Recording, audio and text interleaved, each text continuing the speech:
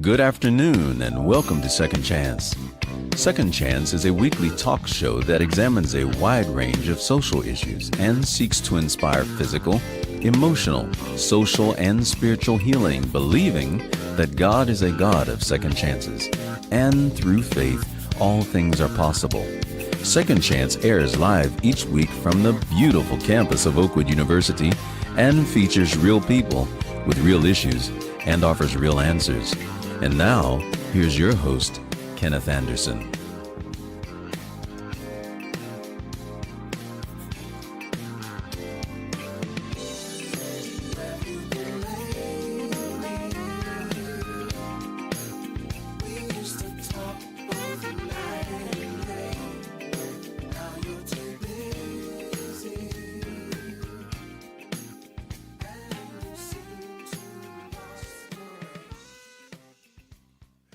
Good afternoon and welcome to the Second Chance radio broadcast. We have a beautiful opportunity to be a part of the experience on today.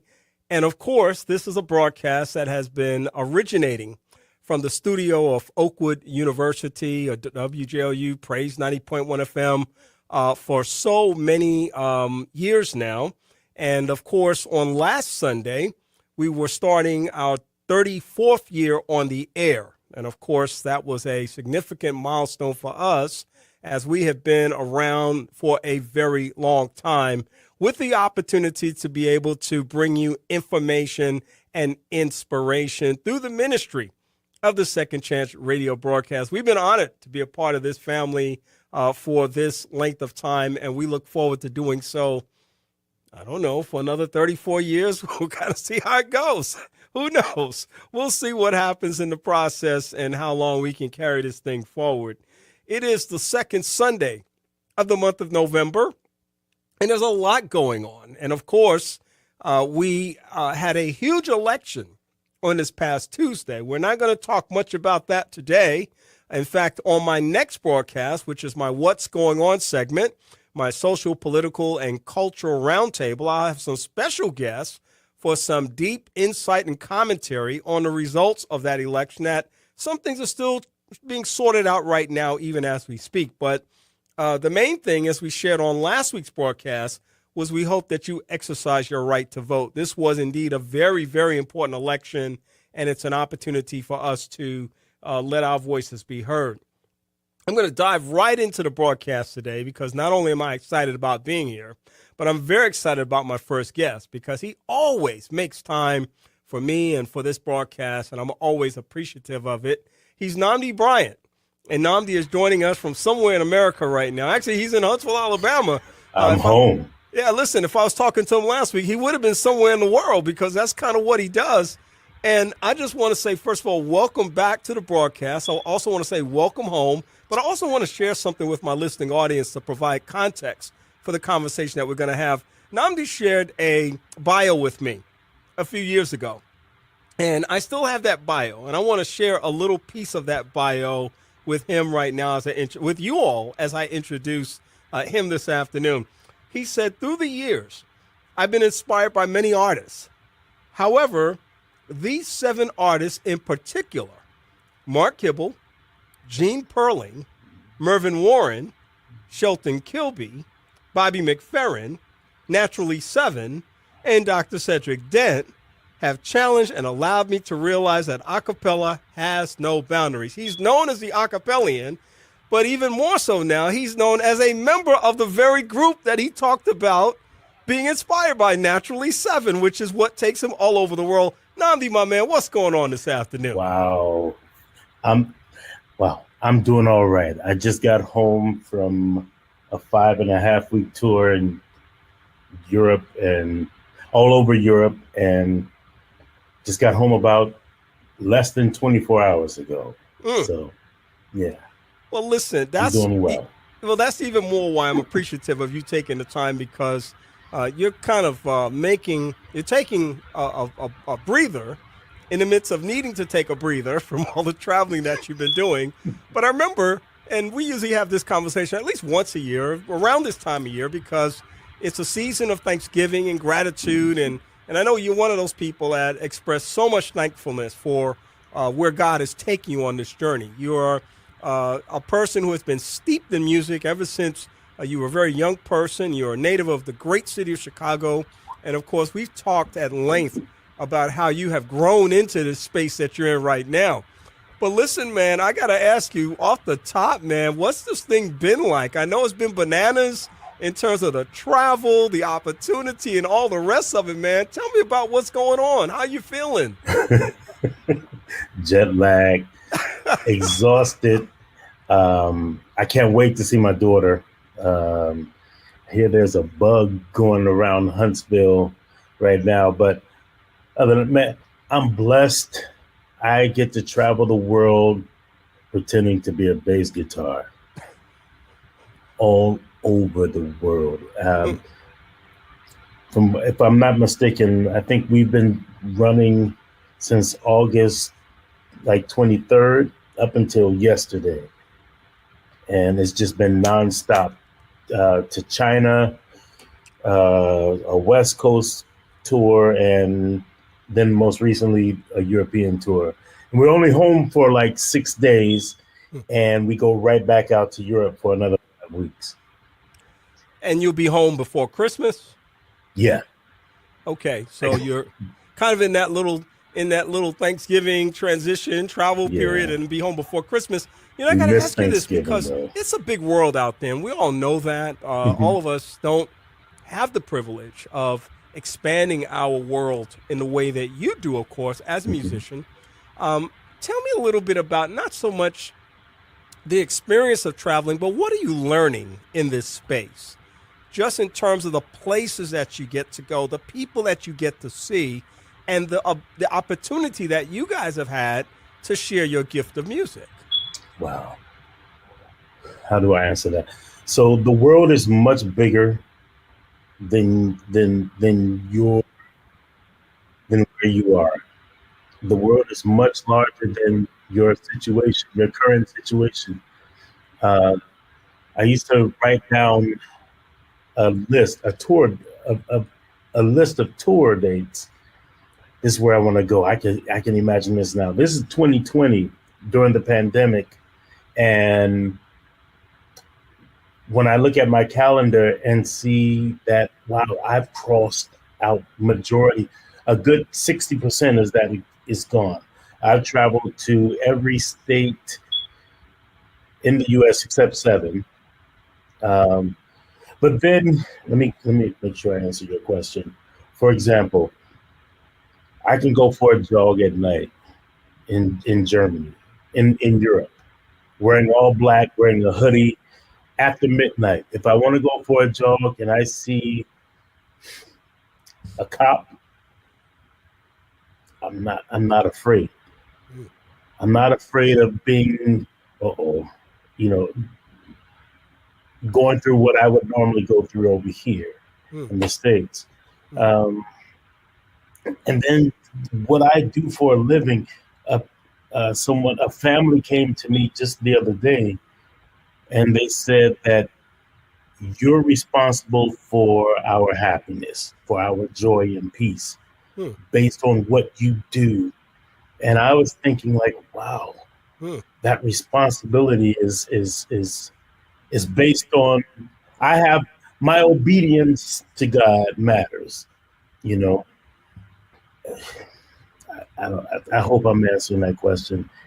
But yeah, I mean, only you can answer it. I'm just, I know as a person who enjoys travel and wants to do even more traveling, that and then as an educator, I always tell people it should be mandatory for all students, wherever they are in the world, to travel somewhere to get out of their space, but especially so here in the United States, because we're really jaded here.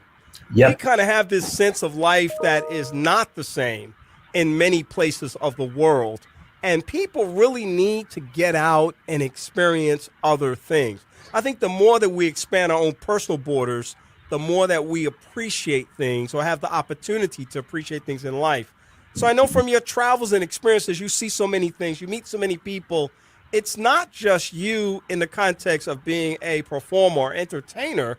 It's also you, the person, who has an opportunity to experience life in a way I think that can be very informative. So that's why I was saying just talk a little bit about the experience of travel and meeting people and having experiences because we take a lot of things for granted in life. Indeed, we do. You, well, first of all, congratulations to you and your retirement, and hopefully you will get to see the world. Yes, that's the goal. You better, man. Yes, sir. But like I was saying earlier, I remember growing up in Chicago. This the value of exposure.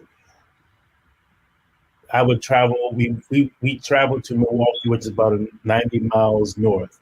We'd go to Cassopolis, Michigan, hour and a half east, down to Champaign, Illinois, which is about 2 hours south.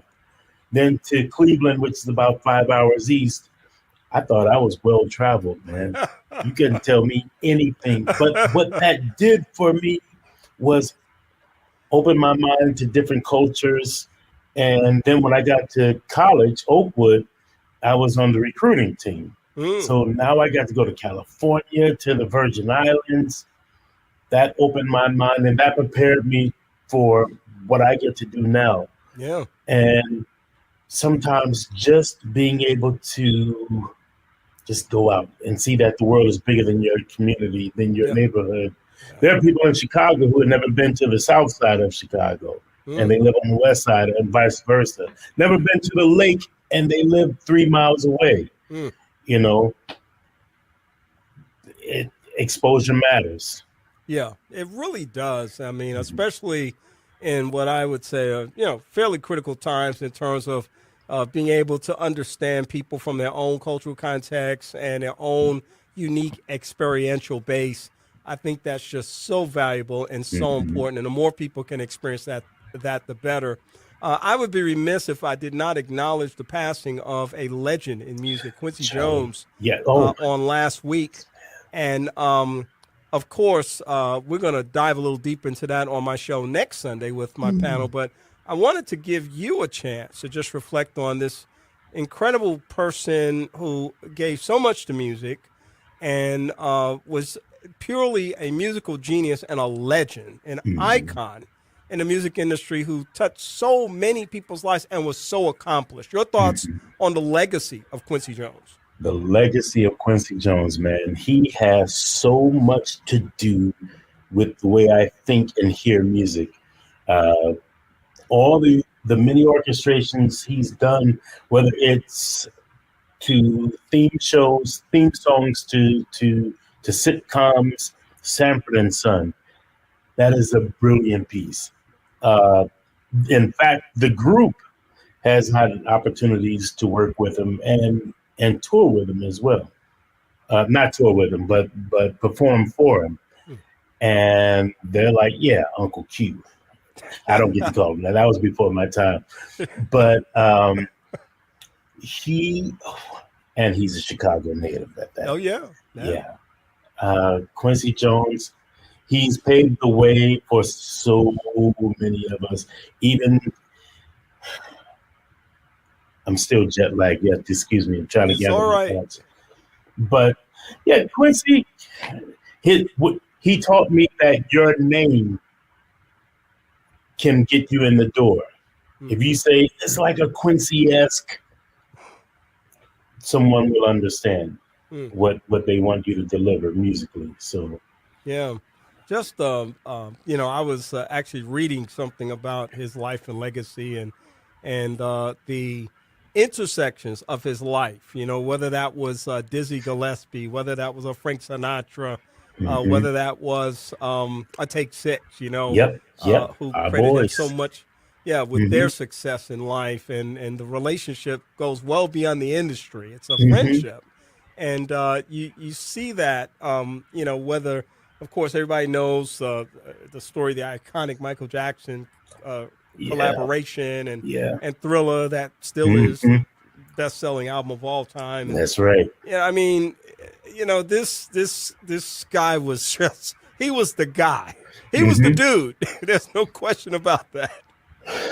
I just wish I would have I would have met him. I was supposed to be on a project that he did, and it never panned out. And I was just hoping just to one day meet him.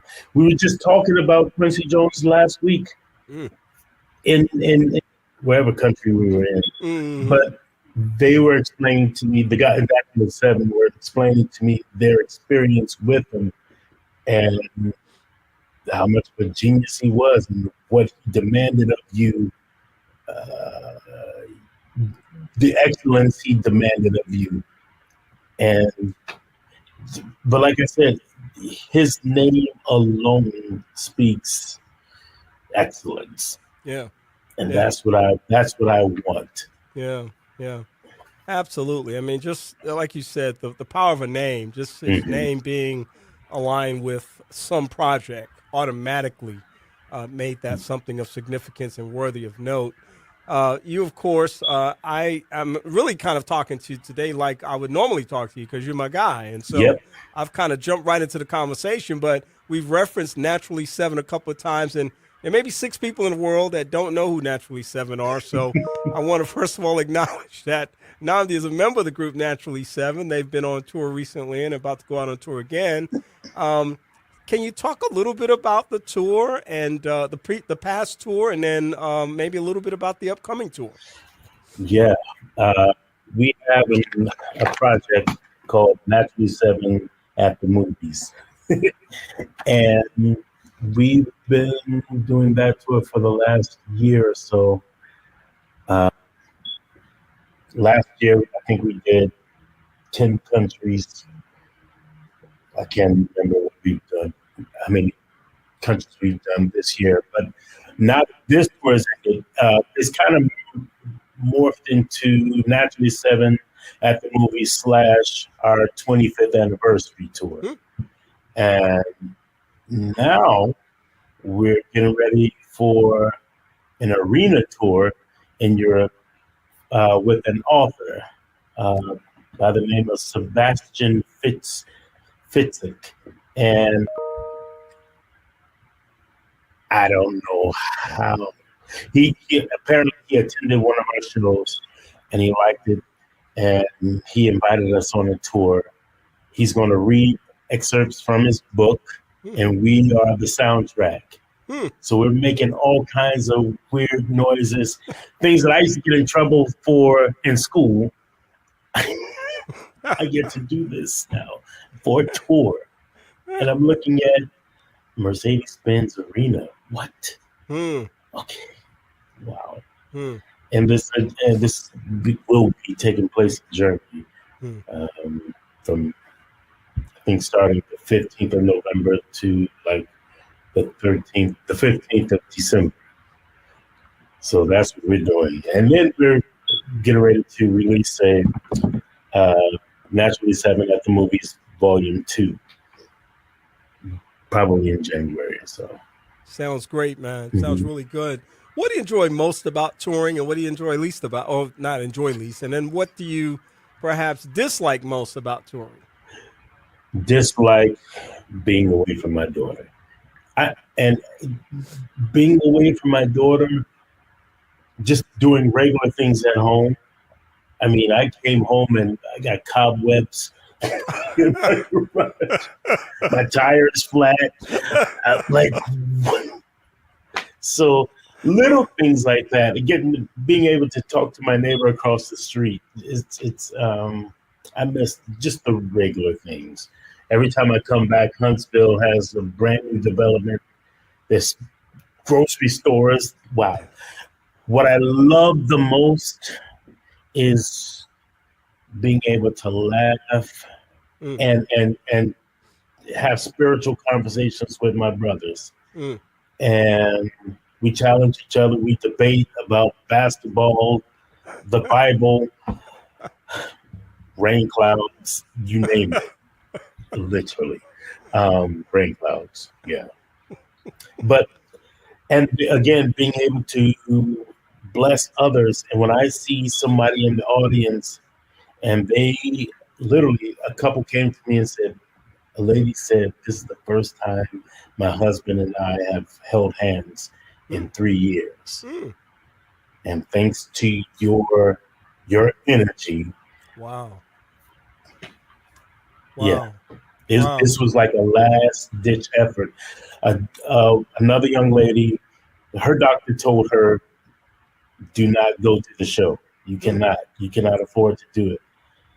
She showed up anyway and said, if you're the last person I see, it's worth it. Mm. And I have countless stories of, another book. Some believers came to the show, and this was during COVID. Right after COVID. And so at this time, we were not signing autographs after the show. Mm-hmm. A few of us snuck around, and just because it was a little girl, and she drew a picture. She wanted to deliver it to us personally. Mm. So we took the time out, and I think a week or two ago, she approached us and said, I don't know if you remember me. I'm like, of course, because she was on her deathbed. Mm. And these are opportunities I prayed for years ago, and God is allowing me to experience it. And I pray that I never take that for granted. Yeah. I would imagine a lot of people in your position, and I'm certainly not being judgmental. I'm kind of just characterizing something. A lot of people in your position would see what they do as entertainment, which of course has great value in life. But I suspect that you also would characterize, and perhaps even first characterize, what you do as a ministry. Absolutely. First. And I hope you will maybe expound on that just a little bit, because I think there's great value to that and people understanding why that matters to you. It's fun. I was talking to a person, they're atheist, and they said, so why would you believe in God? If God is real, why did he allow slavery? If God is so loving, why did he allow cancer? This, that, and the other. And I said, you know what? To be honest, some of those questions I asked, why did you allow this? Why did you allow slavery? Why did you allow cancer? Why did you heal one person and not all? Why does cancer exist anyway? And I told this person, I said, well, when you walked on the plane, did you question the pilot's credentials? When you put on your seatbelt, when you showed up to this show, you didn't test the chairs. You had faith. And I said, I exhibit the same faith. And something I can't see is just, I trust in God. You trust in whatever you trust in. So allow me that opportunity to just have faith. But this person is just a nice person. And I said, I want you to continue to, I said, you act more like Jesus than more Christians that profess to be Christians. God given me these kinds of opportunities. I can show you tons of emails that I get and just say, where people walk up to me and say, wow, if it wasn't for your smile, if it wasn't for you taking the time out to just talk to me after the show instead of just going straight to your dressing room, those opportunities I get to minister to people, maybe it's my seatmate on the plane or in the Sky Lounge. To me, ministry is first. Whether you have on your suit, whether I'm on stage or not. What matters most is what you do off stage. Because it becomes a routine on stage. You say what you say, but when you're off the clock, first of all, you're never off the clock. And I've gotten more compliments about, let me say this, there have been shows where you will not hear Jesus' name uttered from many of us. And what do we get after the show?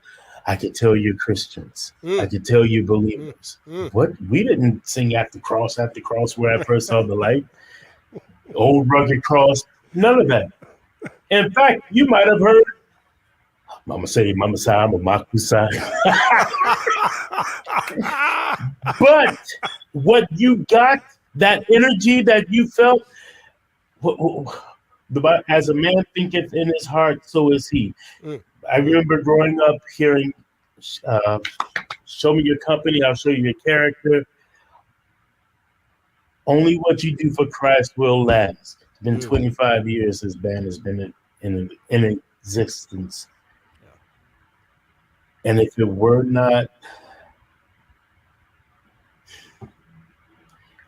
not for grace, I wouldn't be here. Yeah. And I think I carry that with me. People feel that. Yeah. Wow. You have what you have just said aligns so much with my philosophy on my own walk with God, and it's highly personalized. It's not subject to anyone else's interpretation. If they want to do it, that's fine with them, but they have no understanding about what it means. But I got to tell you, I had a similar experience. I'll tell you the Cliff Notes version. At a secular school, Calhoun Community College, never started class with devotion or prayer like I did when I was teaching at Oakwood. And, even if you forget at Oakwood, or if you get going at Oakwood, you got that student come say, on, baby. Hey, did you pray? Did you pray, Mr. Anderson? Come on now. But here I am at Calhoun Community College. A student walks up to me after class, says, Mr. Anderson, I'm in your office. Ended up saying, would you pray with me? And I was so overwhelmed by that moment. I said, what was it about? I said, why did you ask me to do? I said, I'm happy to do that, but why did you ask me?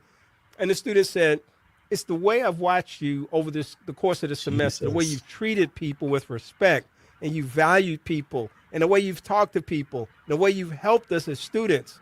I knew you had to be connected. I knew you had to have a connection. And what a powerful thing. So that's why I knew that leading in terms of what you experience is the ministry element of what you do. Everything else aside, it's going to come to you. That's the ministry part of it is so powerful. I knew that's where you were in that process. And this is all the time. People ask, I made a post maybe a week or so ago regarding giving it everything you got every time you have the chance to give it. And based on that testimony, did I say God's name? No. And just because you're not saying Jesus, I don't think Song of Solomon mentions Jesus either. Or Esther. However, only what you do for Christ will last. You can utter Jesus' name all you want, but if your heart is wicked, Yep, that's right. And people, there was a lady in this community, don't give me, Pearl Wise. This is 1996. I had to sing for church here at Oakwood, and I was struggling with something. No one knew. I'll tell you what it was. I was about to become a father, and no one knew about it. I'm a student. I'm not married. And she pulled me aside and she said, "Baby, whatever you're going through, God's got you." And she prayed with me. Sometimes I took that and applied it to what I get to do now.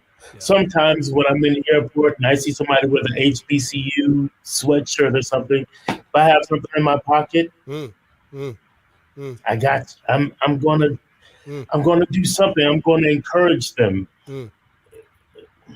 Man. Yeah. But again, thank you for everything, Kenny. You've set an example for me. I wanted to do radio, and wow.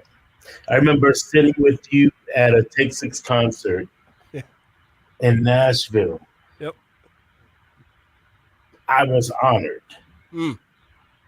to sit across from you. You and Sister Anderson. Yeah. Wow. I remember, brother. We gotta make that happen again. Yes. At some point. Got to make that happen again. And I got to get a Naturally 7 concert in. And just because you guys are traveling doesn't mean I can't get to you. Hey, your name came up recently. Man, what do we got? What do we have to do to get to Huntsville? So we're gonna talk about it, brother. I promise you, man. If people want to learn more about you, Naturally 7, and work that you're doing, the tour stuff, how would they go about doing that, Nnamdi? Our website is naturally7.com. Sevens, the number 7 spelled out. We're on TikTok, Instagram at Naturally 7. Me personally, it's Nnamdi Bryant 2 TOO on Facebook, and THEE The Acapellian on Instagram. You're awesome, brother. You have made this time meaningful, substantive, and available in spite of the jet lag, man. I honor you today and appreciate you being here. In my eyes. Yeah. Nnamdi Bryant, Naturally 7. Brother, listen, man, I look forward to the next time that we have a chance to break bread. Mm-hmm. Thank you. Take care, man. God bless. All right, thank you. Nnamdi Bryant, a member of the group Naturally 7, kicking things off for us today.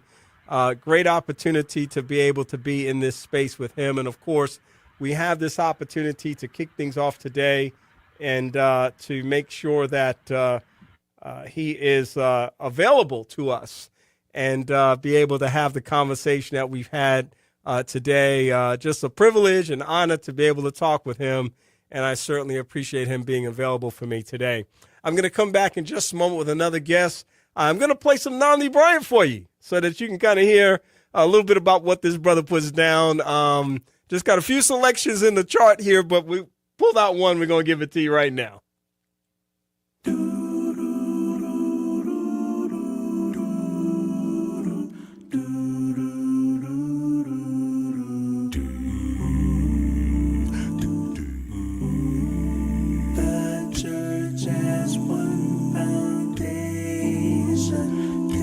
Jesus Christ, her Lord, she is His new creation, by water and the word. From heaven He came and sought her to be His holy bride. With His own blood He bought her, and for her life He died.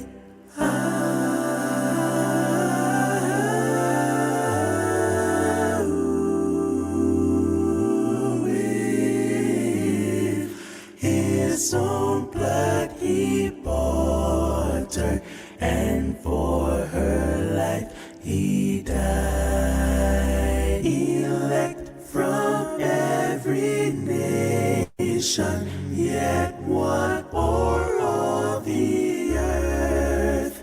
Her charter of salvation, one Lord, one faith, one birth, one holy name she blesses, partakes one holy food, and to one hope she presses, with every grace endued.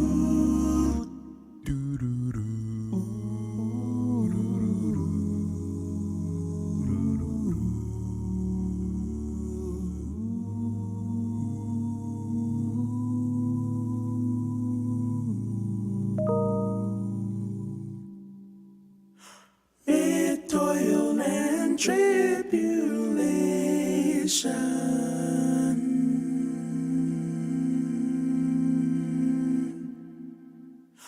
and tumult of her war, she waits the consummation of peace forevermore.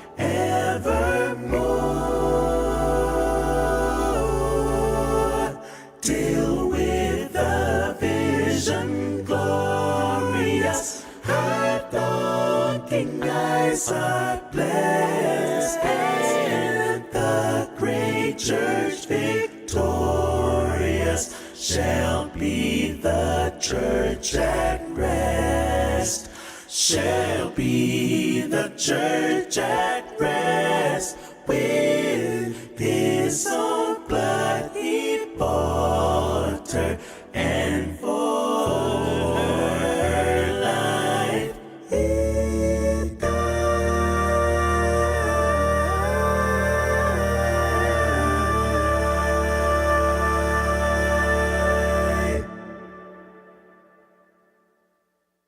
Save a place for me. Save a space for me in your heart. Every year, the United Negro College Fund helps thousands of students go to college.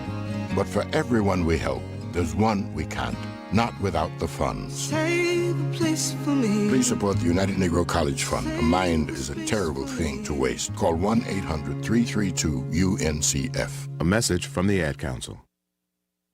Transforming lives. Transforming lives. You're listening to Second Chance with Kenneth Anderson.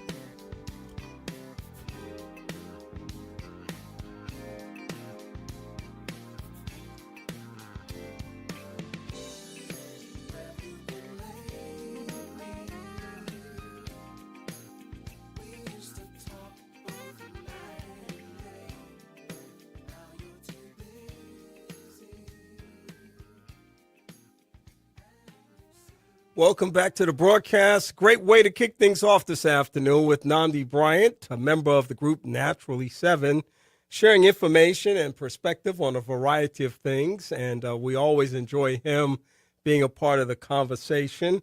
That music, in fact, was Nnamdi Bryant, and we hope that you enjoyed that as well.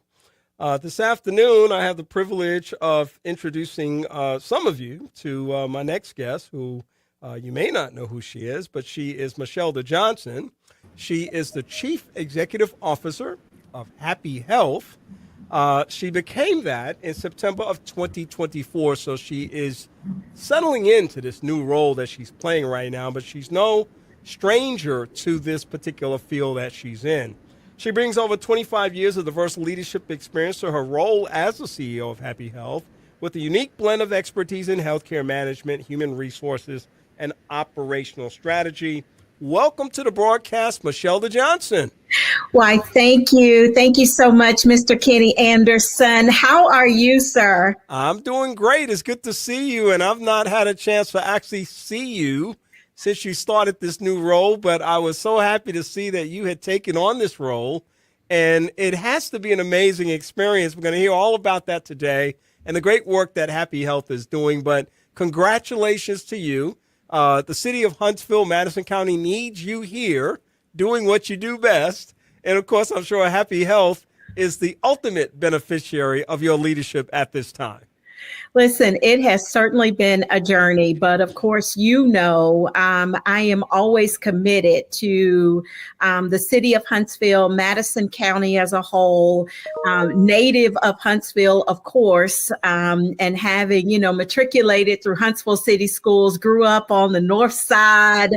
I am Huntsville through and through. So to be able to come back and then to come back in such a pivotal role where I see impact to the community is just, it was a no-brainer for me, right? And so it is such an honor to be back, such an honor to be on your show. Thank you for having me. And I'm just really excited about Happi, about our amazing patients, and about the team that we have that really every single day helps us show up and do what we do best, and that's deliver excellence in care. Wellness, mental health, physical being, all of those things that really together help our community move forward and be the amazing place that Huntsville has and is becoming. Well, I got to tell you, this invitation to be a part of this conversation was a little selfish because I know for a fact that as I've gotten to learn a little bit more about Happi Health over the last, I'd say 2 or 3 years probably, I know that you all have a strong emphasis on diversity, equity, and inclusion. And of course, as the former director of diversity, equity, and inclusion for the city, I've been watching Happi Health from a distance. Hadn't had a chance to dive in just yet, but I'm fascinated by what's going on, and I'm fascinated about the opportunity for your leadership. So I want to learn as much as I can in the short time that we have today. And this is not a one and done. As you guys continue to move through the community and make an impact, you have an open invitation to come anytime you want and share on the broadcast. But for those that may not know what Happi Health is, let's start right there and tell people essentially what is Happi Health. Well, I appreciate that. And listen, be careful what you say, because you said open doors. So you never know with me. But listen, Happi Health, in short, is a nonprofit community health center. We are what's called an FQHC, federally qualified health center, and we are and recently recertified and certified as what's called a patient-centered medical home.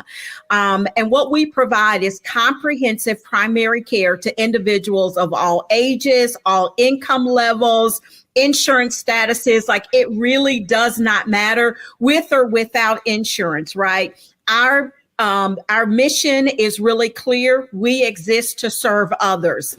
And we believe that regardless of anyone's socioeconomic status, gender, age, sexual orientation, economic background, like, none of that matters. Everyone should have access to quality health care. Yep. And I think we have some of the best providers in this city under the direction of our Chief Medical Officer, Dr. George Kyle, retired military, who is absolutely doing a fantastic job of making sure that we are literally on top of our game in everything related to primary care and what our patients need in the Tennessee Valley.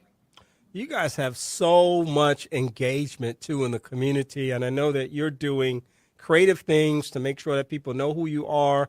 One of the most important things that I measure an entity's interest and ability in making an impact is just showing up. And you guys are showing up a lot of places with a lot of things going on. And we're going to talk about some of the programming elements of what's happening right now. I love the fact that people already you've piqued their interest just by what you said already, because healthcare is one of those fundamental things that many people are challenged by in terms of access right now. And so to know that this very important entity exists in our community, I think is extremely important. So I want to go through just a couple of things that have happened with your organization recently that I think people need to know about. I believe you are hiring, and just start right there, because a lot of people are definitely interested in learning about work opportunities, and you may have something available for people. Hey, that's a good place to start, right? So important to know is we've got 4 locations. So we serve a broad range of patients. We've got our primary facility at 115 St. Clair. At the St. Clair facility, we have both pediatrics, and in fact, 65% of our patients are under the age of 18. So we have family care and peds at our St. Clair facility. We also have a facility on Sparkman Drive. It's near the intersection of Sparkman and Blue Spring. And again, we have a large population of pediatric patients and adult patients at the Sparkman Drive. We also have started at the Sparkman Drive location a Thursday night clinic, right? This helps those parents who need to get their kids in for whether it's vaccinations or well visits or even sick visits, right? The opportunity, so they're not necessarily missing school. So those patients are coming into our clinic, and we're seeing patients through 8 p.m. To help facilitate that for the parents. We also have an Hispanic clinic that's at our 813 Franklin Street location. That provider there, you have a complete Hispanic staff and a Hispanic provider who is seeing patients from, 8 o'clock until 5 o'clock. And we have a huge population and huge Hispanic community that makes full use of those resources there. And we have our urgent care facility, which is open Monday through Saturday. And so with that said, right, that means that we need individuals, whether it's MAs, customer service staff that are, we'd love to have those individuals that are looking in, whether it's an MA in the nursing role or in that customer support, checking in patients. We also look for those individuals that can speak Spanish, that can support in any of our clinics because, again, of our population of having a large database and a large patient base of Hispanic patients. So we do have those positions open. We're always interviewing and looking at applicants from that standpoint. But we're also looking at how do we shift our paradigm a little bit. We're looking to expand our mental health offerings and our behavioral health offerings at all of our clinics, right? One of the things that we are hearing loud and clear from the school system, from our providers who are on the physical side, is that they're getting patients as well who really need support from a behavioral health and a mental health standpoint. So a part of what we're looking at is how do we expand what we call our HBH, Happi Behavioral Health, so that we are supporting, again, not just the physical needs, but also, and I know, Kenny, you certainly understand how important it is that that mental component, right, is just as healthy as the physical component. So that's very important for us as well. And so we've got some other positions. Indeed is a good place to go and search us out and see what positions are there. We've got a chief operations officer, COO that we're hiring for, an HR person that we're looking for. So just a great opportunity, though, that I think, right, is if you are looking for an opportunity to provide impact, that's what we provide. To be able to say hands-on, we are impacting the community, that we are impacting those individuals. Sometimes we have patients that are homeless. We have patients that don't have basic necessities, socks, scarves, hats, right? And so within the resources that we have, we are passing out those things. We are giving out baby bags to new mothers who don't have diapers, right? So we are more than just and that's why that patient-centered medical home certification is so important for us, because for many, we are home for some of those patients, right? We are that place where they know if they need a ticket for a ride, we can provide that. If they need a scarf or a hat or gloves to stay warm, we're going to work really hard to provide that as well. If they need diapers and toothbrush and all of those things, we're working hard to make sure that we are not just, again, meeting the physical needs, but we are meeting as many of the personal needs that a patient may have, as well as those mental needs that are so very important in stability. I am so inspired by what I've heard so far. Happi is an organization that's absolutely on the move, and there are several key indicators that you talked about that I think people need to pay attention to. Number one, you have 4 locations, which means that you have people dispersed around the community to meet the needs of a growing community. So you're a growing organization. You're hiring people, which means you're a growing organization, and you're providing a valuable service to the community. That is absolutely amazing that this is happening right here in the city. And I always say, I don't care how many jobs we bring to the city, how many new developments we have. If we're not focused on the quality of people's lives, we're missing something. And this was a quality of life issue that we must continue to address. And Happi Health sounds like it's doing it. You have an annual Santa Comes to Happi event. It's a major fundraiser that you do every year. And it's a way for the community to get involved and support what Happi is doing. So talk a little bit about that event and what that represents to the community.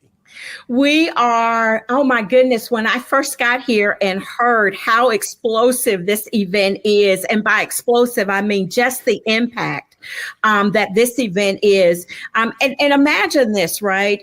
At least 95% of our patient database, 85% of our families that we serve earn less than 200% of the federal poverty line.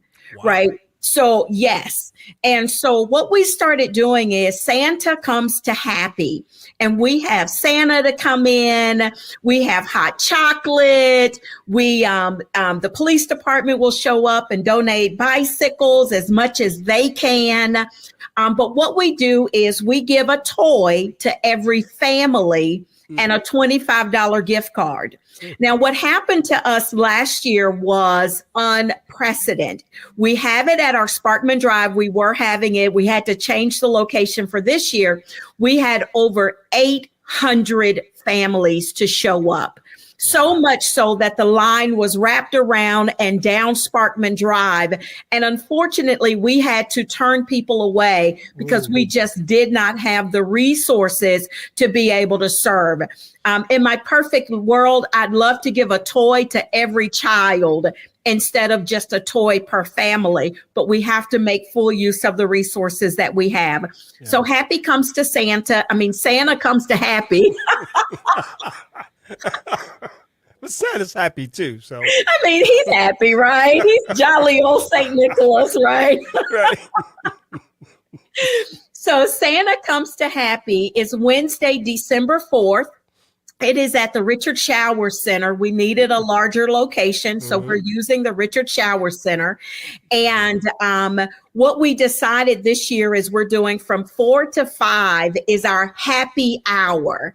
And that is the hour where our patients and our patients that have autism are able to come in. There's less noise, less opportunities for them. It's a quieter environment that allows them to have opportunity at, Santa getting their hot chocolate, getting their cocoa and their gift and their picture with Santa, which all of these things are free. It's at no cost. Wow. And then from 5 to 6:30, it's open to the general public. And this has always been a public event. It has never been only for our patients. So from 5 to 6:30, open to the general public for everyone to come enjoy again that beautiful, that picture with Santa for them and their family, get the gift, get the $25 gift card, and really be able to enjoy some Christmas festivities. So we're looking forward to this. And I would ask anyone that is listening to, this broadcast, if please, Happi Health, HAPPI, happyhealth.org. If you go to our website, there's a donate button there. We would love to have you partner with us on this event. Listen, folks, this is a great way to support a great initiative in our community. And this is really that time of year where people are feeling a little bit more giving, a little bit more philanthropic, a little bit more community focused, and understanding the needs of the community. This is a happy time of year for many people, but it is a depressing time for many because of the burden that they're facing in life for all kinds of reasons. This is just an opportunity to pour a little bit of something into people's lives, to offer them a little bit of encouragement, a little bit of an incentive, and this is a way for you to do it. And I hope that people will flood that web page and provide support and opportunities. Listen, there's a lot of people listening out there right now. You are very compassionate people. You're very caring people. You're very engaged people and very giving people. There are a lot of people from our faith communities out there who sometimes don't know exactly how to get connected to the things that are happening on the other side of the walls of the church. This is a great opportunity for you to get connected in ways that you may not have had a chance to do that before. Michelda, tell us that website one more time. Our website is www.happyhealth.org. happyhealth.org. So I know you are a visionary. You are a great leader. You have absolutely made your mark in the world thus far. But you got to have some ideas in terms of your leadership here at Happy Health. Is there anything that you could share with us this afternoon regarding your vision for Happy Health as you have taken the reins now and you're moving out into the community in a very powerful way? So one of the things that I look at is we have this standard, right, that looks at how many patients we see. And we know that over the last year we see, and this is actually a great number, but for me, it's not good enough. We saw last year over 10,800 unique, meaning new patients. We have over 35,000 visits a year, but I would love to be able to expand our footprint and be able to see more patients, right? Because here's what I know. When I look at the survey data in the Madison County area, even with us, and there are two other FQHCs that are in this city, we have collectively barely scratched the surface of the need that is in this city, right? And so collectively and individually as Happi CEO, my goal is to make sure that we are partnering with our school systems, we are partnering with organizations, that we are expanding as much as we can to make sure that patients, that individuals, that children do not go without the support that they need, the medical visits that they need, the mental health, behavioral health services that they need, and how do we then expand that and make sure that we are one by one visiting those individuals and providing the services that they need. And so it's expansive, but it's increase. Yeah, and apart from Santa Comes to Happi, what other ways can people help? Santa Comes to Happi is big. But again, I mentioned that we are giving out gloves, scarves, right? Those things are always welcome. We give out baby bags for new mothers, socks, coats, those things. As patients come in, we want to be able to meet the needs of those patients, right? And so giving those things out, making sure that we have a resource in our case management where we can go in the closet, so to speak. If we have a child that walks through those doors with no coat on, we want that child to be able to leave with a coat on and not have to face the cold alone or without. So any of those things, again, those donations are used very responsibly to make sure that we are meeting the needs of the community and we are providing resources at each of our locations so that if we have patients that are in need, and again, almost 90% of our patients are below 200% below the federal poverty line, right? So we know that there are needs there, and our goal is to make sure we are considered a resource for those individuals. Well, I'm going to tell you that the work that you have discussed today with regards to the mission of Happy Health in our community is just another reason why I'm proud to live in this community, because we have so many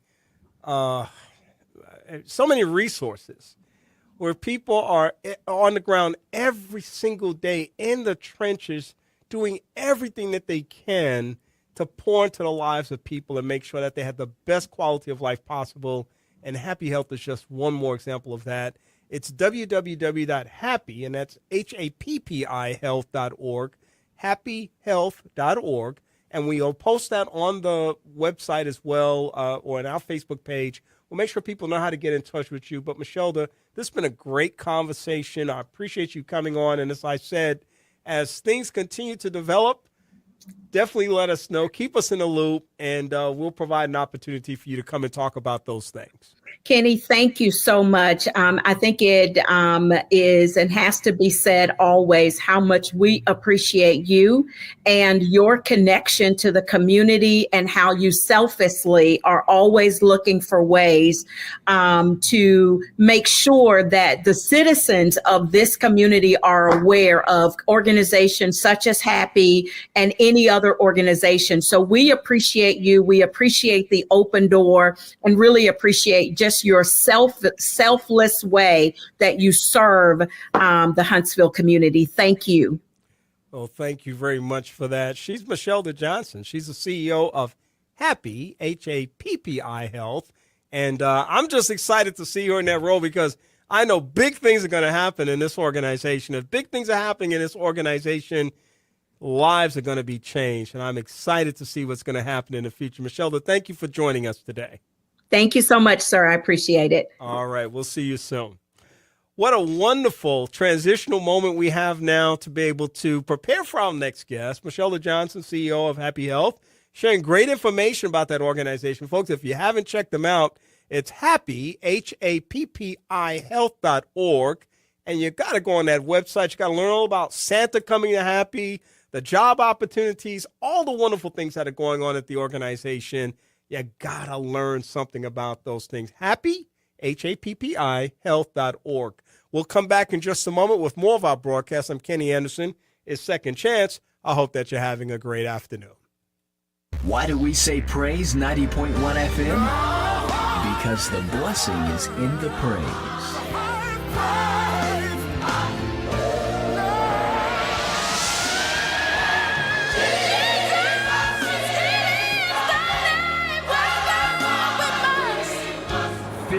Day with songs of praise on Praise 90.1 FM.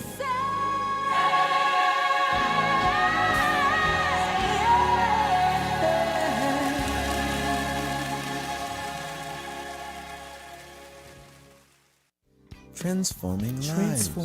Transforming lives. You're listening to Second Chance with Kenneth Anderson.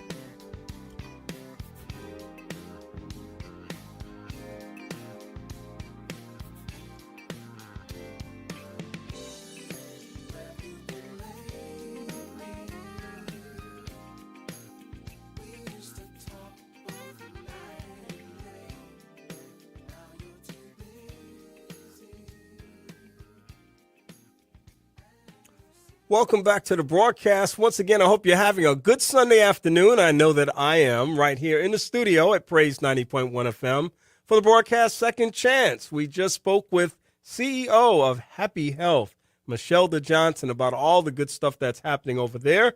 And tell you the truth, folks, we ran out of time. We didn't get a chance to talk about all the other good stuff that's going on. So you got to get over to Happi Health, Happi health.org, and learn more about it. I'm very excited because on Monday, November 25th, a very unique event will be happening right here in the city of Huntsville. It's called One Table Huntsville. It's an annual event. It's being sponsored by Village of Promise and sponsored/hosted by Village of Promise with the support of others in the community. And we're really excited to have a couple of people to talk about that today. Cheri Wilson joins me once again. She's Development Director for Village of Promise and the CEO. She actually I think she put a knee in his back and twisted his arm and told him he had to be here today. Dana Gillis is with us, and we're so glad to have both Dana and Cheri here this afternoon. What's going on, my people? Kenny, good to see you. And I want you to know I'm even here with combat scars. Oh, my gosh. Oh, yeah. Nothing could stop me from coming and being with you and joining you today on the show. Well, listen, man, your stock just went up in my life, of course, and ask me for anything.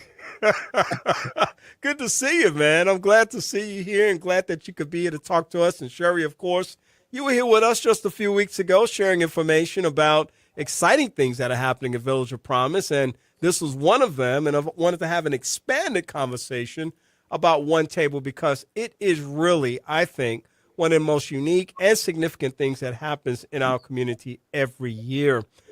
Let me set the foundation for that part of the conversation. But first of all, asking Dana to just give us a broad, general summary of what Village of Promise is and what it represents to our community. Yeah, the Village of Promise is a family advancement center. And our focus is to try to help families move out of generational poverty. And we do it by focusing on 2 generations, as opposed to where a lot of programs may just focus on the education of children, which we do through our preschool education programs. But we also focus on helping adults in those families determine what the dreams are that they want for their families. And the Village of Promise serves as an ecosystem to bring the resources together to make that happen. So we all work together over in the Northwoods community to try to change people's lives. You know, one of the things that if someone were to ask me, what do you think one of the misconceptions are about people who are economically challenged? Which, of course, I come from a family that was economically challenged. We lived in public housing. My parents, my dad was a laborer. My mom and dad were laborers, so they didn't make a lot of money, didn't have a lot of things, expendable income and things like that. What's one of the misconceptions that people have? And I think that people on the outside oftentimes would say, oh, they just want a handout. They just want something. And what I have found in my experience, personally and otherwise, is that people in economically depressed or challenging situations don't necessarily want a handout. What they want is information about resources in order to be able to benefit themselves and to be able to move themselves forward. And one of the ways I think about Village of Promise is just that. You're providing an environment, a culture for people to step into, to experience things that allow them to grow as families in their community and be able to provide for themselves. What would your concept of that be in terms of just the whole notion of how people sometimes, I think, and it's unfortunate, but it's absolutely wrong, that they just, just people want something, they're just looking for a handout. I don't think that's the case with most people. I think most people want something to be able to stand on, to be able to do for themselves. It's a matter of pride. Yeah, Kenny, I think people have to be introduced, pardon me, they have to be introduced to what is possible. And in many cases, in under-resourced communities, people do not know the extent of what is available for them, 1, to help change their circumstances, but 2, that lack of role models, that lack of vision for what their futures and unlimited possibilities could be. Yeah. I think you and I have been very fortunate in that we have had access to things that were possible, and people didn't really, they are, at least from our family standpoint, they supported us. They tried to help us move forward, but we still needed to know what is possible. Like, I had no idea that I could become an engineer or an astronaut, but I grew up in Hampton, Virginia, near Langley Research Center, and I saw those things. And that's, my introduction to, wow, maybe that's something I want to do. The military was all around me. I could see that. That's what I want to do. In under-resourced communities, the biggest impediment for people moving forward is just not, 1, knowing what's possible, and 2, not knowing where to start. Yeah. And the Village of Promise comes in as a focal point, like you said before, to help families figure out their path. And what we do is we want to stay with those families, as we like to say. We start to work with kids as early as 6 weeks of age in daycare. And we get all of our kids ready to go to the K through 12 system. And then we want to follow those kids from kindergarten until career. So from cradle to career, that's what we want to do. And sometimes that's what it takes for families to be able to move forward. You need somebody that's going to be a guide, kind of, if you will, a Sherpa, that's going to help direct, be by their side, and never leave them as they go on this journey that at times can be quite frightening when you don't know what you don't know. Well, listen, I can appreciate the characterization of the Sherpa in this conversation, because sometimes it feels like people are climbing the Himalayas.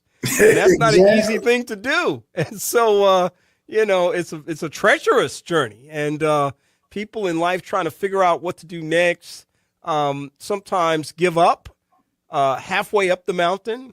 Most people, I think, in life, they give up, don't know how close they were to the next thing that might have been available.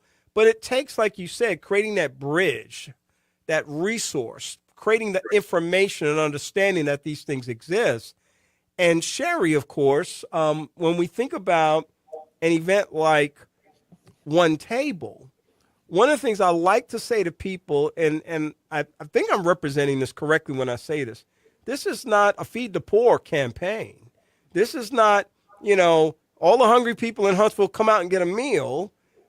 This is really about a community gathering that brings people together at a time of year where gratitude should be at the top of the conversation. I mean, that should be the case every day, but where we are focusing on this whole notion of gratitude and Thanksgiving and valuing our community and appreciating all the resources that are out there.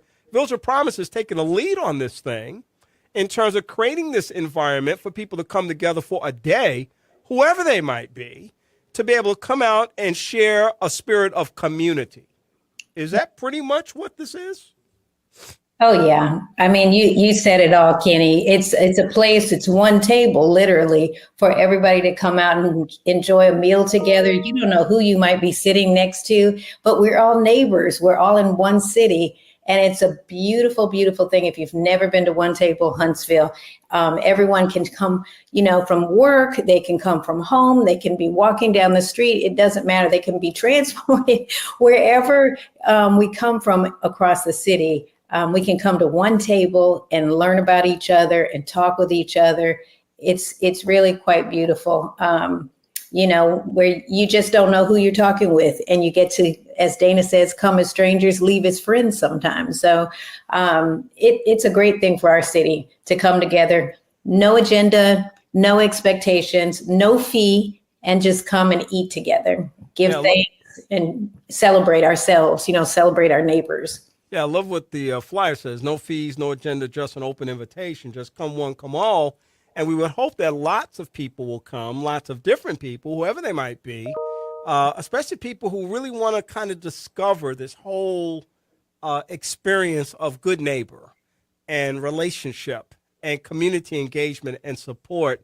Mm-hmm. And Cheri, when I think about this event, as I have for so many years now, I really get excited about being a part of it because you literally do see people from all over the community. And you literally see people who you've never seen before. Yes. And you have literally an opportunity to establish a friendship or relationship in that moment with as many people as you want to around one of the great equalizers in life, and that's food. Yes. And just sit down anywhere on that table. And you know how it is at home or other places. When you eat around a table, it's like everything is just, you don't worry about anything. You're just talking and enjoying each other, enjoying the meal. And you don't have to worry about, is someone going to ask me this question or that question about my work and, my needs and all that, unless that's what we want to talk about at the table.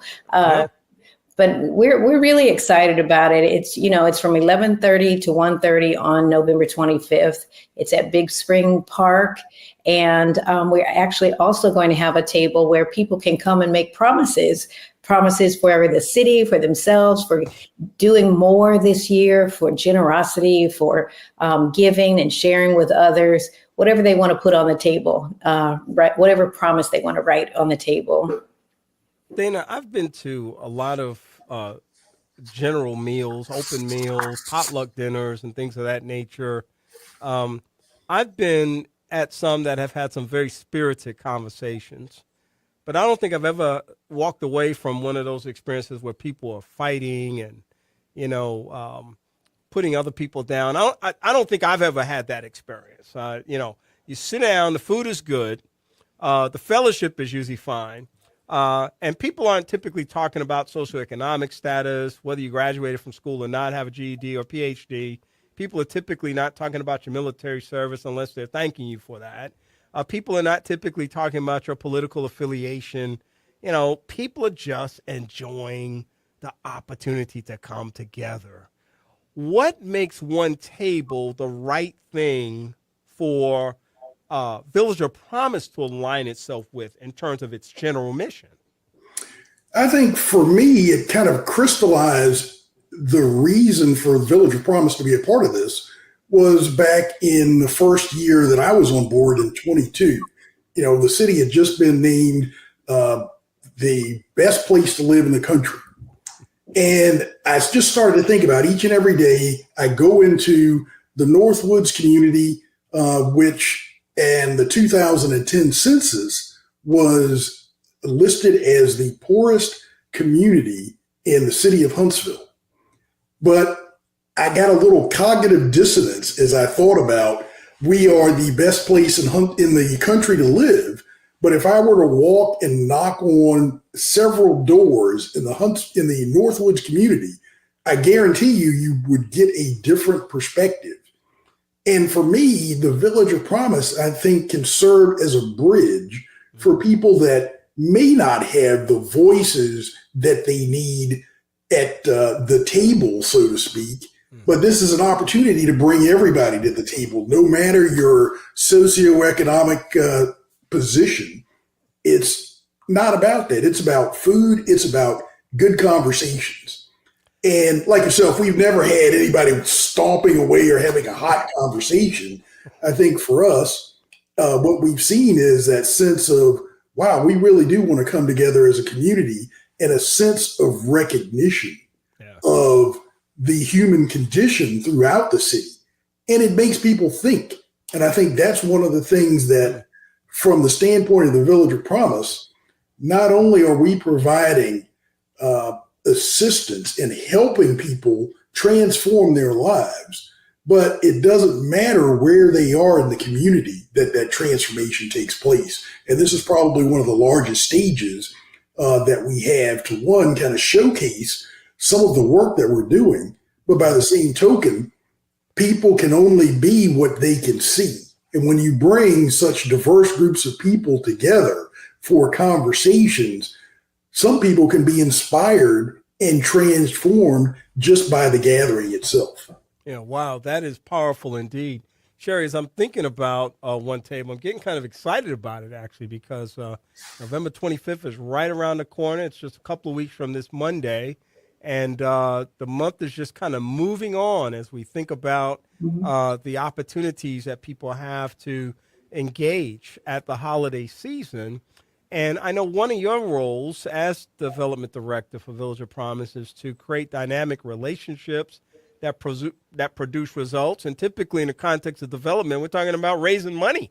And we're talking about, keep it real, right? I mean, we can kind of dance around it, but at the end of the day, the dollars have to come in to support this nonprofit organization in order to move the mission forward. But it's got to provide some degree of excitement and contentment for you and gratification to have people partner with you, like Target and other kinds of companies that come alongside Village of Promise at times like these, to be able to say, hey, we support the work that you're doing and we want to be a part of this in a meaningful way. Talk a little bit about what that means to you as an organization, and perhaps there are opportunities for other people to come alongside you. Yes, thank you so much. And you are absolutely right. The generosity is just everywhere. Of course, we host the event.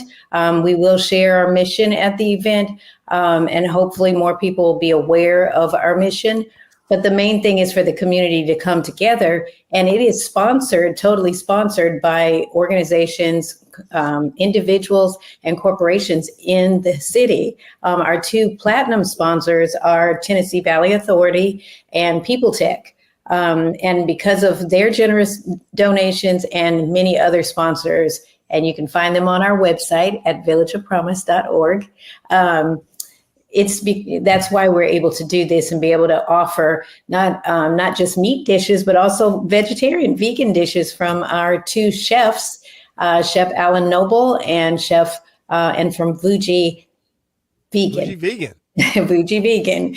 Yes. So, we can't say thank you enough to our sponsors that make this happen, and the hundreds of people that come out to help volunteer and serve, clean up, set up, enjoy each other, make conversations with people and walk around and make sure people are happy and enjoying themselves. We can't thank our team enough. We do this with a volunteer team. They don't get paid, but they work as hard as if they were getting paid. Somebody just emailed me or texted me right when we were having the interview, because she's picking up flyers to go downtown and pass out flyers to the local businesses and make sure they know and they're going to be there. Yeah. And I mean, I think this is so much aligned with everything that we've been kind of talking about today about community engagement and collaboration and participation and how people can be involved. Sure, if people wanted to reach out to you and get more information about how they can get involved in any aspect of what Village of Promise is doing, what would they do? Well, first of all, most everything is on our website, villageofpromise.org. And then you can also call our office at 256-536-8052, or you can email me directly, Cheri, Cheri, at villageofpromise.org. On our website, you'll find the sponsorship information, the volunteer sign up. So the best thing to do would probably go straight to the website at villageofpromise.org. And we are still taking sponsorships and we're still taking volunteers. So be sure to sign up for those. Let's see, is there anything else I'm missing? That's where they can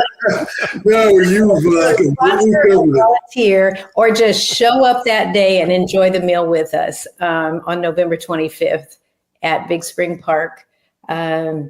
Let's see, I hope I didn't miss anything. And you know, we talked about the 2 different meals, and there will be music, right, Dana? It's a very festive place to be. So excited to have everyone out that day. Yeah, we've got Tangle Strings studio that'll be there providing music, and they were there last year. People really enjoyed it. And we've also got a children's play area, so the kids can come out and really have a good time there and just enjoy being together, being in that open space. And hopefully we'll have another great day of weather. So far, a 2 for 2 with great weather. Yeah, listen, it is amazing, I think, that you can have events like this that are outdoor events, and the wild card is always the weather. And to be able to say, hey, we've been all right thus far is a good thing and a blessing. And I know you'll definitely take that. People want to get more information about One Table. What would they do once again? Go to villageofpromise.org, and then you would go to One Table, events, One Table. You can also go to our LinkedIn, Facebook, or Instagram for information about One Table. There's a One Table Instagram and Facebook, and you can also go to Village of Promise for Facebook, Instagram, and LinkedIn. Dana, final words. You got about 30 seconds. Anything you want to share before we end the broadcast today? I know as a CEO, I just want to give you the final word. I think what I want everybody to remember is this is not about the Village of Promise. It is not about the city of Huntsville per se. This is about the Huntsville community. It's an opportunity to come together as one and share a meal, breaking bread, and just getting an opportunity to talk to each other, to see each other. And I think one of the things I'll leave you with is a memory from the first year that I was with the Village of Promise. And at the end of the event, I went up to talk to a couple, and it was clear that they had been without a home for quite a while. And I just thanked them for coming. And the gentleman that was with the party said, no, brother, thank you, because this is the first time I felt as if I was really seen. And that really struck home. And his partner, she had 2 very large dogs. And she said, when people see me on the street, they will do whatever they can to avoid me on the street. But today, people were loving on me and my dogs. And I just want to thank you for that. And to me, that got really to the heart of why we do that, is we want the community to feel that interconnectedness. Well, you said it all. I mean, that's the kind of thing that, if somebody experiences something like that and then they they give that as their testimony, and it's sort of like, you know what? That's exactly why we do what we do. That's exactly why this happens. We wanted to have that kind of impact. And you think about it this way too, Dana, that so many people are touched, so many people are impacted, and the majority of them will never say anything, but that they have been touched and they have been impacted in some powerful way.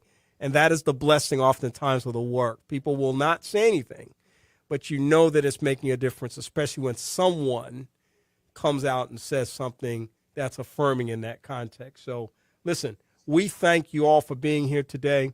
We thank you for this great work that Village of Promise is doing. I'm Village of Promise strong, and will continue to be, and look forward to continued opportunities to share and to chat. Well, Kenny, it's always great to have you as a partner, and as I like to say, because I'm an old Army guy, great to have you in the foxhole with me. Great being in there with a brother like you, for sure. And Cheri, of course, great to talk to you as well this afternoon. We'll talk to you all again soon, I'm sure. Looking forward to it. All right. Take care. Have a good afternoon. All right. Thanks. Once again, Village of Promise has their big One Table Huntsville event. It's taking place on Monday, November 25th. And you want to make sure you check it out between 11:30 a.m. and 1 p.m. or 1:30 p.m. at Big Spring Park, November 25th, 11:30 a.m. to 1:30 p.m. All you need to do is come and bring your appetite and bring your heart. Those two things will get you in the door. And even though it's an outdoor event, there's no door to go through. It will make your heart glad as a consequence of being there. I'll be back in just a moment with more of the broadcast. I'm Kenny Anderson. It's Second Chance, and I hope that you're having an amazing day.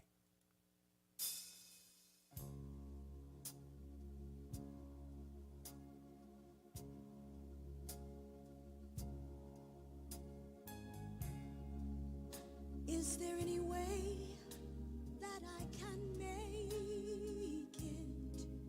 Seems I've got so far to go. Though it may not be easy, I have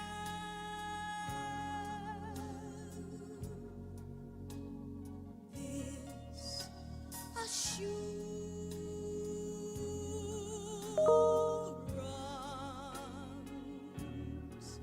that you promised always to see me through. Every turn a new beginning, something never dealt with before.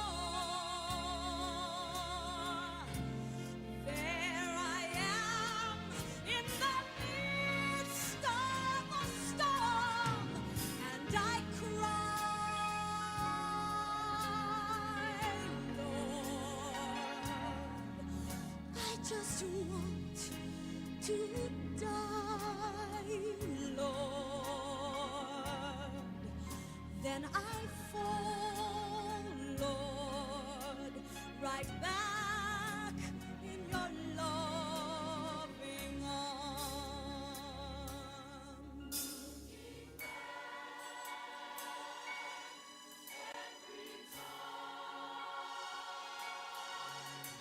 Sing each mountain I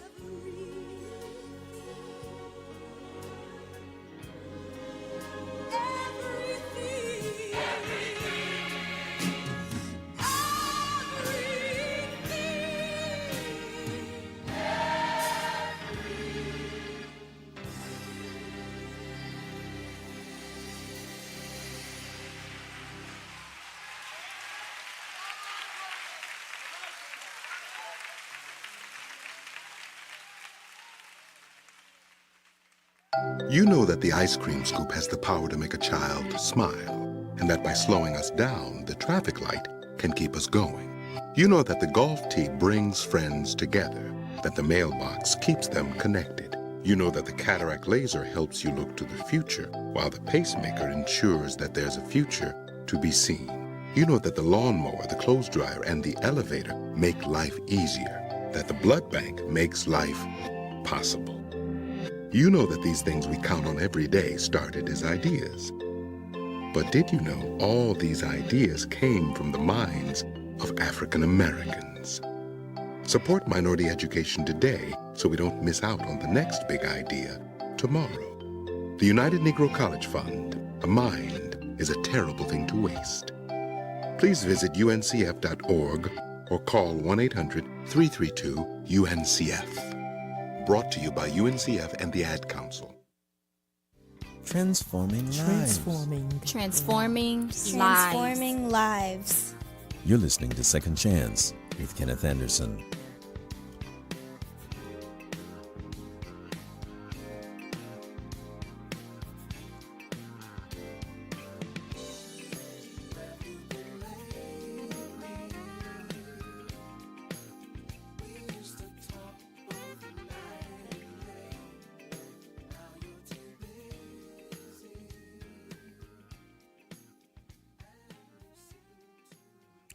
Welcome back to the broadcast. I hope that you enjoyed my conversation with Dana Gillis, the CEO at Village of Promise, as well as Cheri Wilson, the development director, about the big One Table event that's coming up on November the 25th, just 2 weeks from tomorrow. And we hope that you'll put that on your calendar and make sure that you are a part of it. Speaking of 2 weeks from tomorrow, just a week from today, actually next Saturday, or this coming Saturday, November the 16th, the Huntsville Black Business Expo will take place from 10 a.m. to 2 p.m. at the St. Luke Christian Church at 1800 Sparkman Drive. Here to talk to me today about this event are two individuals who are the brainchilds behind it. Vicki Morris and Meekel Buchannon are here with me today to talk a little bit about why you need to have this on your schedule. And if it's not on your schedule, shame on you right now. Vicki, how are you doing this afternoon? I am doing good. Good to talk with you today. Good to talk with you as well. Meekel, what's going on, my man? Hey, man, how you doing? Can you hear me? I can hear you, man, and I can see you, so it's all good. All good. It's all good. That's great, man. Listen, I know I'm excited about the Huntsville Black Business Expo, but we know by the time we get finished with this conversation, a whole lot more people will be excited about it. So, Vicki, I'm going to start with you. Tell me a little bit about what this is. I know you guys have partnered before on this type of thing, and it's something that we hope will gain some real traction, even more than it's done up to now. We hope that lots of people will see the value in it. Talk to me a little bit about what this is and why people should be involved. This is a community event. This is for our community, and it's celebrating Black businesses. We are coming together. Meekel and I are putting our collective heads together and really diving in and reaching back in and really helping to uplift our small business community of business owners who happen to be minority business owners. We want to give our Huntsville area an opportunity to get some great Black Friday shopping in, maybe make some great connections with other people, other business owners, learn some new things. One of the cool things about our Black Business Expo, we have business seminars. I'm a business person. Meekel's a business person. Our vendors are business people. Let's share our wealth, share our knowledge, and help each other grow. So that's one of the really, really cool things about our Black Business Expo. We are the longest running one in the city of Huntsville, and Meekel and I have been at the helm of it from the start. So we're excited about it. We're going to do something really different this year. So I'm a marketer. So why not to put a little marketing twist on things? And I'm putting together, we're putting together a directory of all of our vendors. So you get there, you're talking, you're having a great conversation, and I wanted to go talk to that vendor, and they're busy, they're talking to someone else, I didn't get to them, or there were 3 other vendors over there I didn't get a chance to talk to, I want to know more about them. Instead of trying to scramble and find out where they are, who they are, and all that, I'm putting together a PDF that I'm emailing to everybody that registers with all the contact information of every vendor that is there. So it's at your fingertips to really reach out and connect with them. So I'm really wanting to help businesses get a jump start and expose these businesses to my contacts. And I want to be exposed to their contacts, and the same for Meekel. So it's just a good full circle moment for us to really work together and grow our small business economy in Huntsville. Yeah, Vicki, we call that PDF, we call that value added, so that people that sir. recognize the importance of coming to something like this get more from it than they could have even imagined in that process. And I think that's so important. I did not say that Vicki Morris is the president and chief strategist for face-to-face marketing. Meekel, of course, is a realtor, entrepreneur, and so much more in this community. Does lots and lots of things. And Meekel, you and I have had these kinds of conversations before about, it's a simple formula. We support one another. We grow. We are able to do more as a consequence of supporting one another. There's nothing strange or abnormal about supporting one another, but we've got to find ways to be able to do this in a much more consistent and strategic way. So I know you're excited about this as an opportunity for not just Black businesses to experience Black customers, but for Black businesses to experience all customers. Because it's just a business that may be run by a Black person, but there is a product available. Talk to me a little bit about that. Yeah, so one of the things, thank you for having me on, Kenny, and thank you for always being a supporter. One thing about, and all three of us can probably touch on this, is we're in different rooms on a regular basis.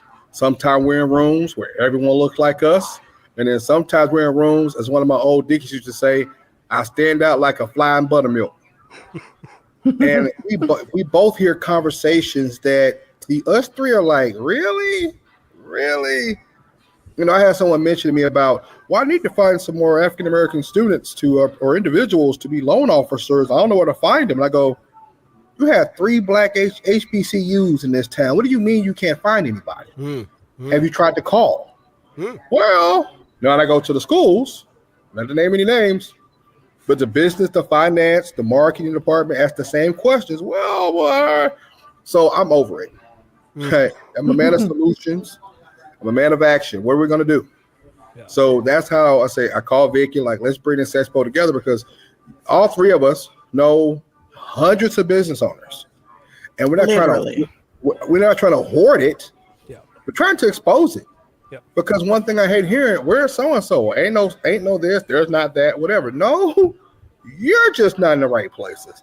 When this first came on, you probably saw me talking. I was literally arguing with somebody about this same point, about no support, not realize that I've been pulled into the stage. So I looked at the camera, but it was a passionate conversation about support and how we are so influential in art, and how we worry about the wrong things and put our money in wrong places. It's nothing wrong practicing group economics. It's not. Everybody else does. And the people that don't, because they don't have to, because they do it, it just comes to them. So, I mean, I'm just about putting money back in the community and working together. And it's not rocket science. I know we're in Huntsville, but it's not rocket science. This is not rocket science.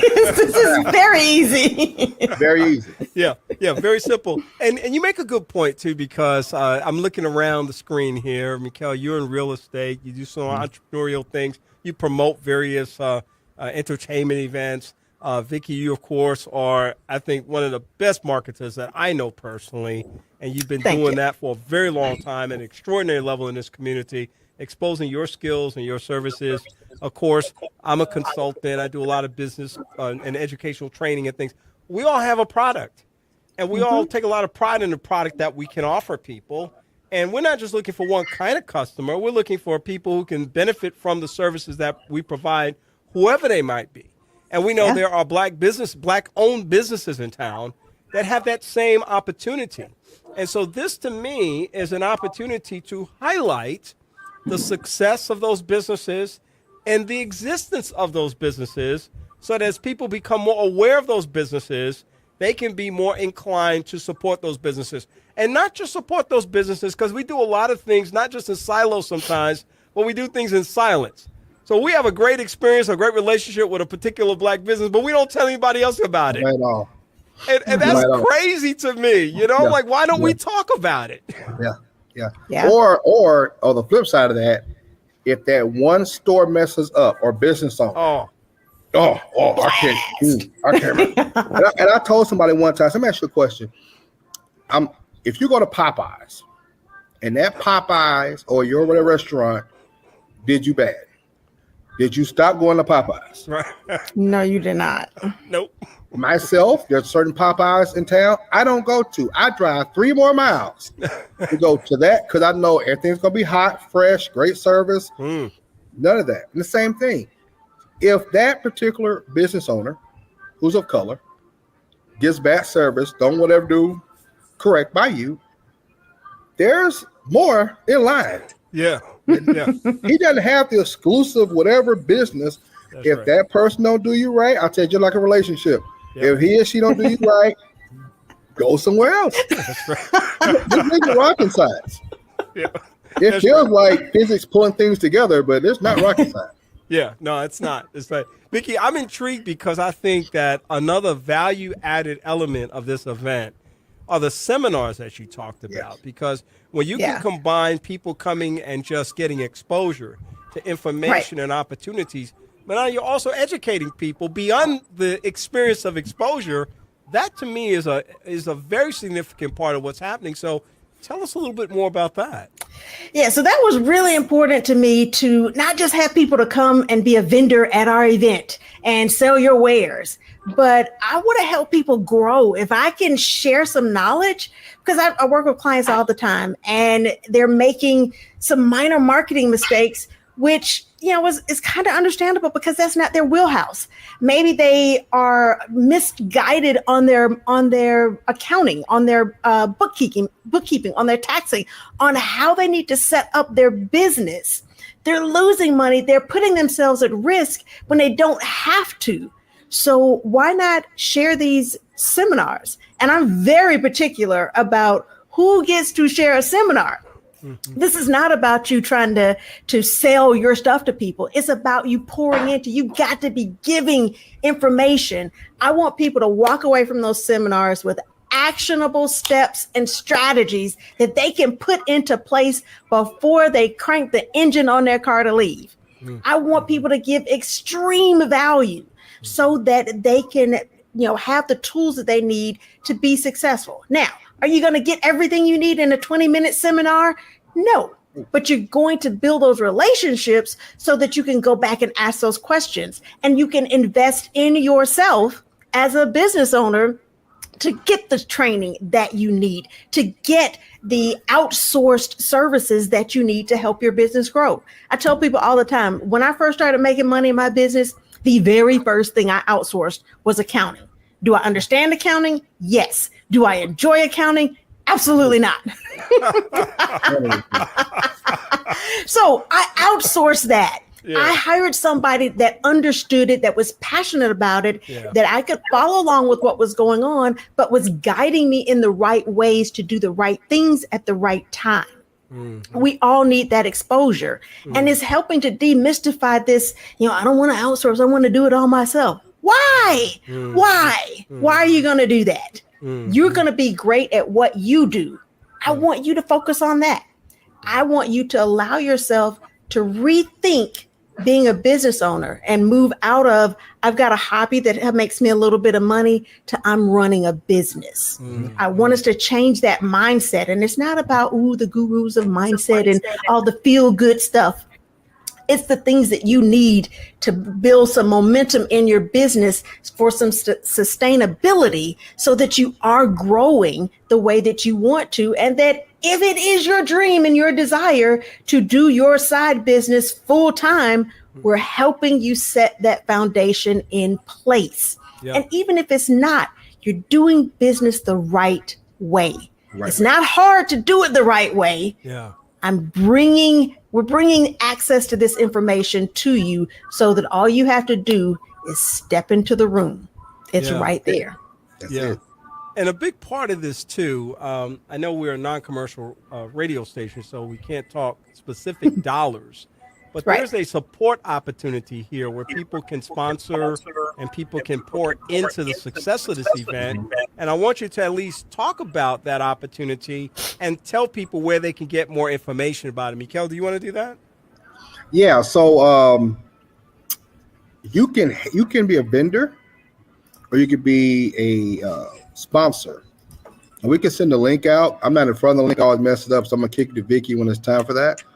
But you can and she put it in the chat. We got it. We got it. Yeah. We got the link.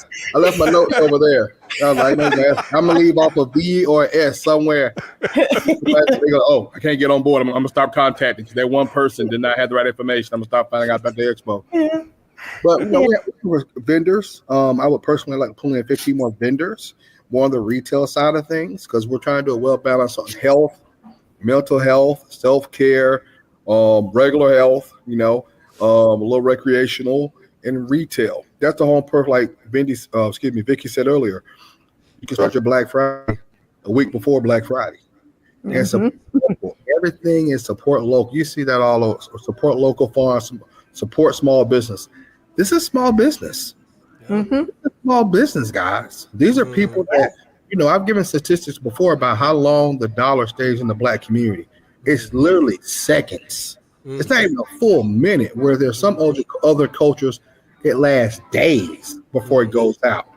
Yeah. So we can achieve all the success, but if the money is going right out the door, we're back to square one. And me and Michelle are organizing this, but we're spending money. We're buying stuff. We're supporting our vendors. I have a set amount of money that I bring every year to spend. I always spend more. Now, let me say this, and it's not being funny. I just want people to understand this. The money we raise goes back into the community. This doesn't fatten our pockets. We're not having, and it's not disparage anybody or anything else. Our money, our expo, immediately goes right back into the neighbor communities. But it started, but even like Vicki just said, every 6 to 7 months, we're gonna set a budget, and then when she and I sit down and all the money's in and everything, she and I kind of smile and grimace, because that budget we set to help put people on, because each one of us, and that's why I especially love you two guys, we really don't have to give back. We don't. And often when I'm in some certain rooms or venues, I look at people that have way more, at least it looks like it, way more than I do. But they hoard it. They hoard it. And then I go to other events and they're donating.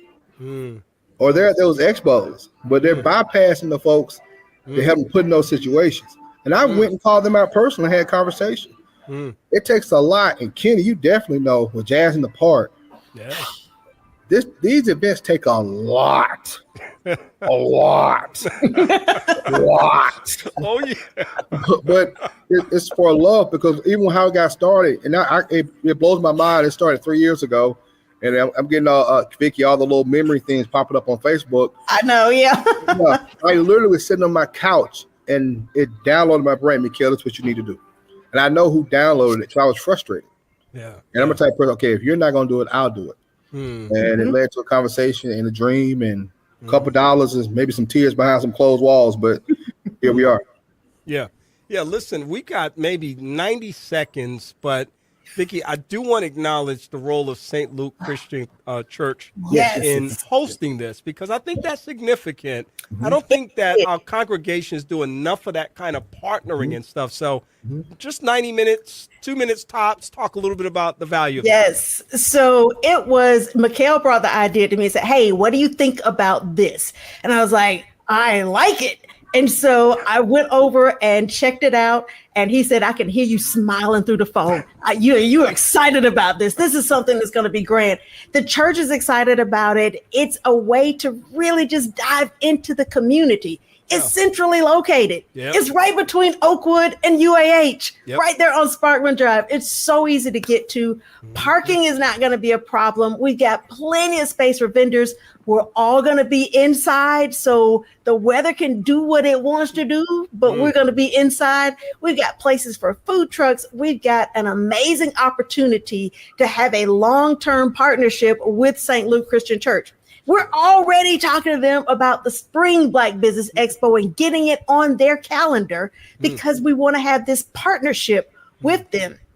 I think this is a strong possibility, and they're talking about sharing it with other congregations, other ministers and preachers, and sharing it with their congregation there. We want them to be a vendor at our event and invite people to come to church. Hey, you came to the event on Saturday. If you don't have a church home, tell the people to come there.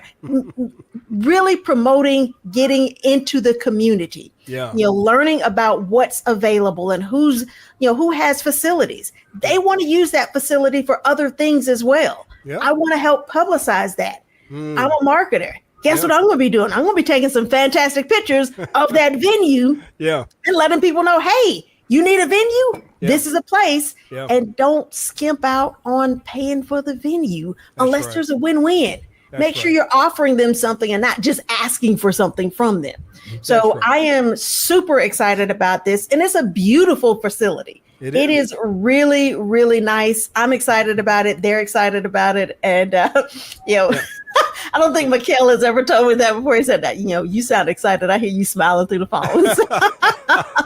Well, listen, shout out to T.C. Johnson over there, Pastor T.C. Johnson, and his community mindset, which has been a part of our community for a very long time. And I appreciate that. Vicki, Meekel, how can people get more information again? Yes, you can go to blackbusinessexpohsv.com. That is our website. You can register to attend. It's free to attend, but registering is going to help us get that PDF to you and get you information about future events. We got a Facebook page. We're on Eventbrite, and we have a Facebook event page. So we want to see you out there. Take great pictures, share them with us, and find me and Meekel. Come up and say hello. Tell us what you think about it, and give us some encouragement. We want to do this and keep doing this, and we want to know that we're doing something that the community really values and appreciates. I'm just going to say all of that, and I hope that people embrace it and do something with it. Vicki, Meekel, thank you for being a part of the conversation today. Thank you, sir. See you again soon. All right. Bye, Kenny. All right. Take care. What a great conversation, folks. It's the Huntsville Black Business Expo. It's taking place on November the 16th from 10 a.m. to 2 p.m. Just a very short period of time. You can be a part of it. St. Luke Christian Church, 1800 Sparkman Drive. And you can go to blackbusinessexpohsv.com. blackbusinessexpohsv.com and get more information. I'm going to come back in just a moment and wrap up the broadcast, tell you about what's coming up next week. I'm Kenny Anderson. It's Second Chance. I hope you're having a great day. Perhaps you have some ideas, comments, or suggestions that you would like to share. Or perhaps you'd like to be a guest on the broadcast. We'd love to hear from you. Please feel free to email Kenny Anderson at mxlife@aol.com, or you can like us on the Second Chance Facebook page. That's 2ND Chance. And now, back to more of Second Chance with Kenny Anderson.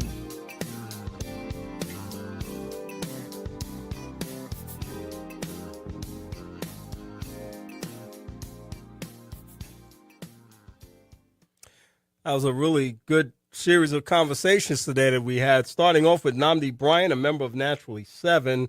We appreciate him for taking some time off of his very busy schedule to stop in and share some thoughts with us today.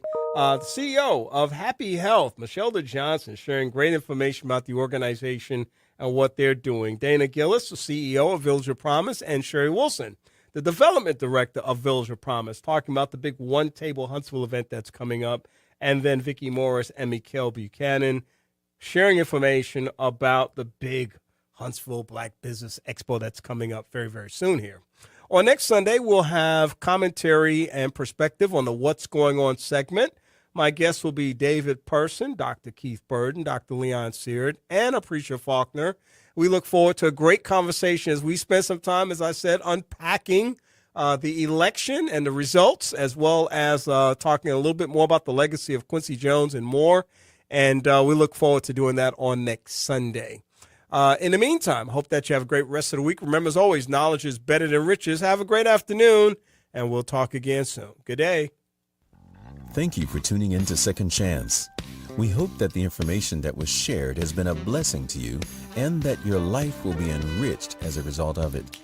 We'd love to hear from you, so please send your email comments to Kenneth Anderson at mxlife@aol.com. That's mxlife@aol.com. And check out our Facebook page, 2ND Chance. That's 2ND Chance. In the meantime, have a great week, and we'll talk to you again next week. Good day.